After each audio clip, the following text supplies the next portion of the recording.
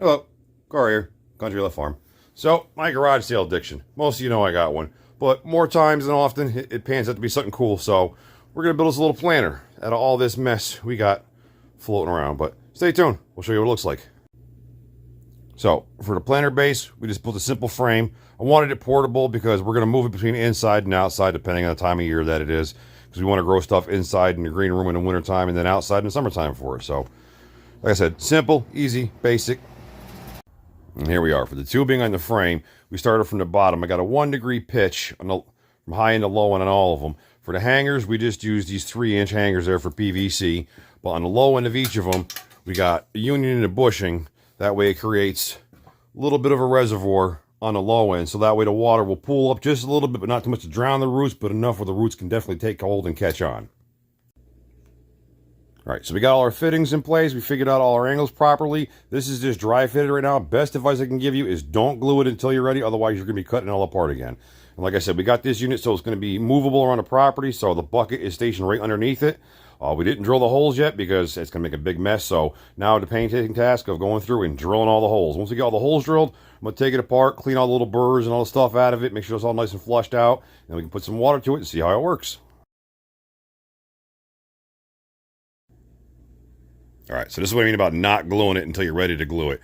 I got it all together. I was drilling the holes. I was looking, I'm like, you know what? I don't like it. I want to add an extra couple runs in there. So took it all apart, redid some things, and added some extra holes in there. Extra runs. Now, for the burrs, when you're drilling them out, just something with a sharp edge. Scrape it off. Comes off no problem.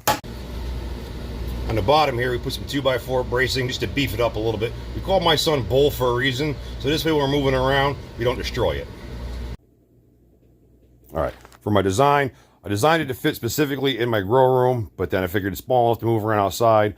But most of the design was designed around the parts that I had. I had a ton of couplers, ton of bushings, ton of 90s. I mean, these bushings, these 3 to 2 bushings, I had about probably dozen and a half of them I bought at a garage sale, I think for like $5. So don't mind the Frankenstein-ness look of it, because like I said, most of it was scraps, leftovers, and everything. I figured, you know what, let's make something out of this that'll work for my scenario. All right. So we got everything together, got it all cleaned out. I'm just running it now, checking for leaks. So I can grow a nice big variety of stuff in there. Just got to get a little cubes, put them in our little baskets right here, start growing away. Now for the pump, I put a union in there because I ever got to take it apart and change the pump, clean the pump, whatever the case may be. But like I said, it's going to be mobile, so I mounted everything.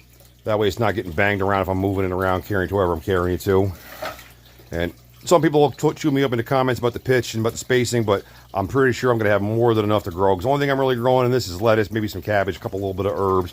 And most of it's for the chickens. Actually, half of it is definitely for the chickens, but there it is. Get growing. Later, y'all.